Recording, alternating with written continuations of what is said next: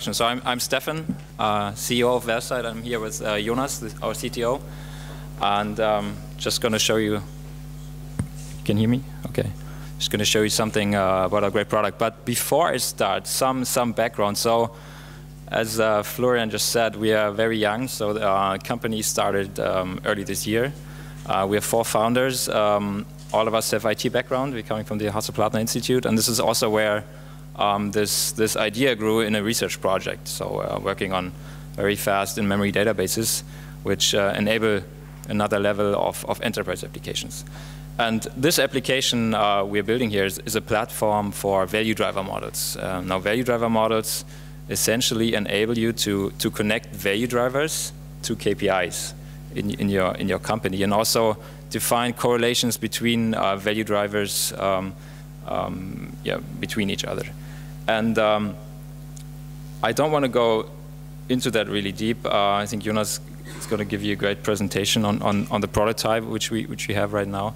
But the key thing which we are leveraging here is really the flexibility and the speed of the underlying database, which we then use to create the models and give business users, the possibility to simulate then on top of these models, so that they can find out in real time what happens when some of their value drivers change. So, for example, if you're a billion-dollar company producing cars or whatever, you want to know what happens when your steel price increases by 10% within the next year. And our solution gives you the answers to exactly those questions. And I'm going to hand over to Jonas. Thank you, Stefan. So let's dive right in here into the product. So as Stefan explained, this is all about simulation.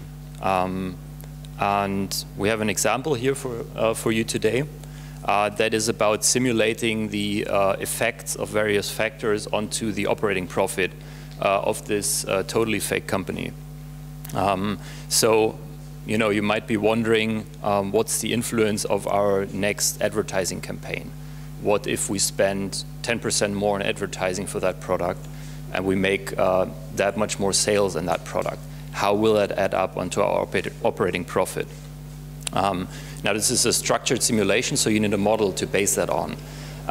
The first part of this product is building that model.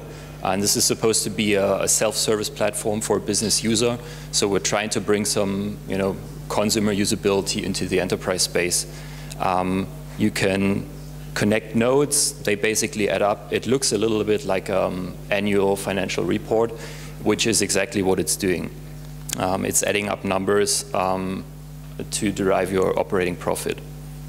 Now, when I switch to the simulation tab, those numbers will actually get added up.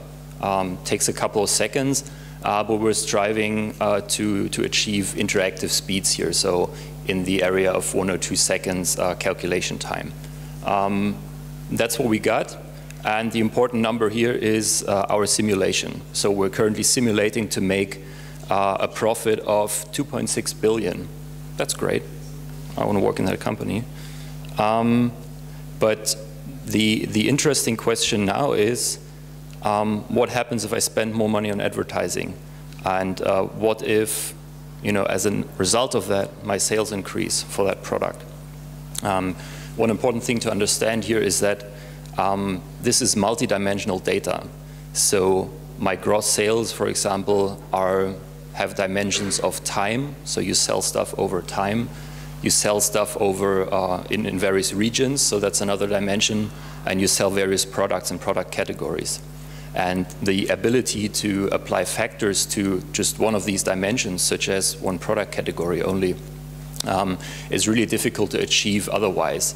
It becomes pretty hard in Excel if you're going over a very small number of data, but we're doing this on live data to give you full flexibility. Now, what I can do here is I can simulate a change of an advertisement increase, and just keep the numbers, keep an eye on the numbers. So let's say we're increasing our advertising by 5%, and this will only affect one product category. We've set it up this way. So again, It's crunching over, in this case, 70 million records of financial data of that sample company that we have set up here.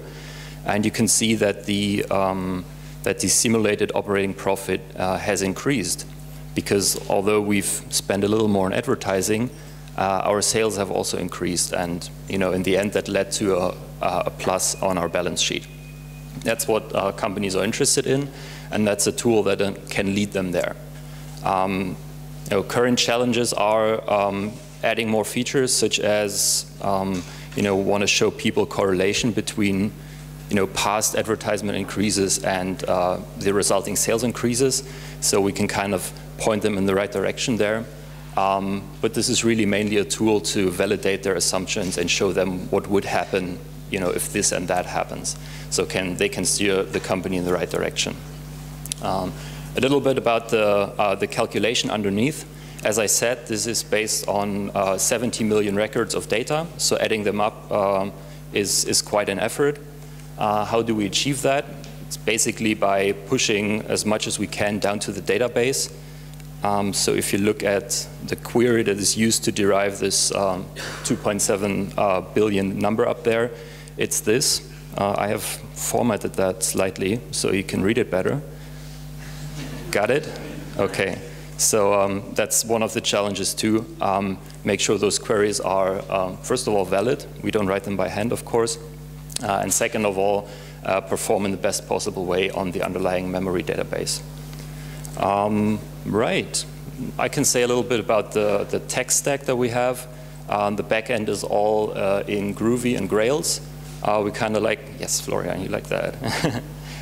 We kind of like the flexibility and the approach that Ruby and Rails have built on, but we're also really dependent on the sort of performance, multi-threading, and so on that you get on a JVM, and the familiarity that enterprise people tend to have with Java. So that's a really good fit for us. And the front end is built as a single-page application, runs in a browser. That's using a commercial JavaScript framework called Sencha XJS, which we're pretty happy with. Allowed us to build this prototype in 2 months. So that's great. We code in TypeScript, which compiles to JavaScript. I think that really helps us scale up and do proper application development and not just some scripting. All right, I think that's it. Stefan mentioned we're a pretty young team. We're growing, 10 people currently. I think that's all I have to say. We're ready to take questions.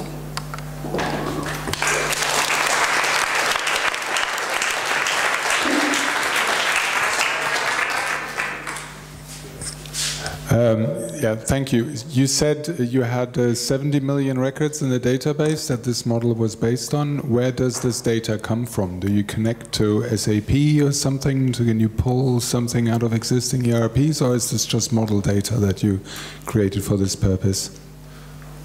Well, this is model data, or we're not showing any real company's data here, but yes, in production we connect to an SAP system, for example.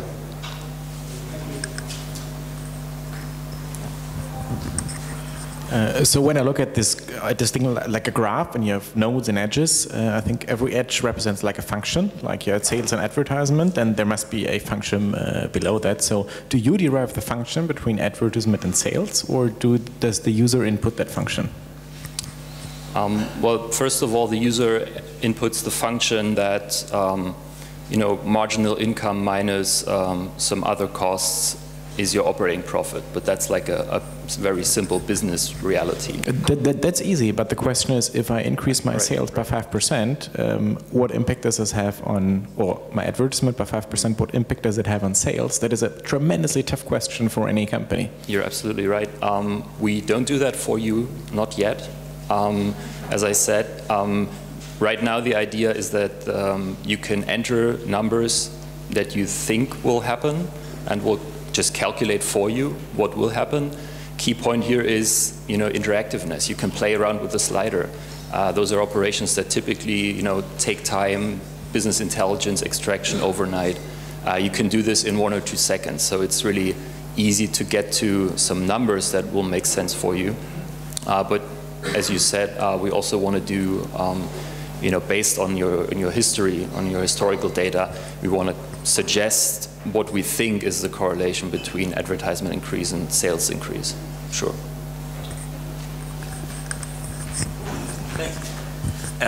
But then again, I guess it's not only a function, right? Because you increase it by 5% and yet you go to the database to do something. So what's the interaction between the function and the actual data that's still in the DB? Well, we go to the database and multiply. So basically we add up all your advertising spendings, but this parameter means we're multiplying all the spends in that product category with a certain factor. This can be along one dimension or multiple dimensions. So this is really the calculation that happens to, determine that parameter influence. The connection between parameters is not really calculated in the database. It's just something we enter into the calculation.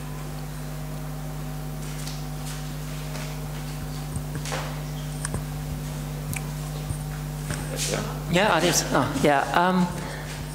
I would say, like, as a financial, this is a great tool. But the thing is, like, for instance, take advertising. It really depends on what kind of advertising you do. So how do you model that in? Especially if you do something new you haven't tried, because that's not in your database. That's right. And I mentioned we want to want to calculate some correlations, but that's not really the key point of the tool. That specific problem, effects of advertisement on your sales is hugely difficult, and we're not trying to solve that. Trying to give a very multi-purpose tool to model dependencies between your data. This is really just one example. You can do so much more, like Stefan mentioned. What if you predict the oil price changes, or let's say the ruble exchange rate will change? What's the impact on your company bottom line? This helps you calculate that in a second. That's the point. And we're not going to be smarter doing your business than you are. We're just giving you a tool to do it. Okay, I have a question as well. I'm just coming from budget discussions a few hours ago. I was like, oh my God, if I had this one, it's a waste of time what we are doing in the company. I mean, with all SAPs and the rest of the production systems, trying to connect it all in Excel. And I was wondering, what is the output file? What you can then get out of this? Right. So one thing I didn't show, you can also look at the data in a chart and display several dimensions of data. We'll see how fast that loads up here. So comparing revenues by month or operating profit by month, for example, this could be something that you put in a presentation for your board or whatever. And of course, the same data could be extracted as a spreadsheet data. It's wonderful. One more question over there. My question was simple. What's the error on these numbers? The error. The error? What's the error on these numbers? The numbers are as accurate as your model is. The point here, especially in the financial use case, the point is not to replace the year-end balance sheet calculation that your SAP system or your financial software already does. That's pretty complex, and we can't do that any better. The idea here is to have an accurate enough estimate, and it's supposed to be a simulation. So we're not going for accuracy on a cent level here, but to give you a good direction. But still, statistics has errors. That's true. Okay, well, thanks everybody for your questions. We'll be around later. And thanks, Florian, for having us.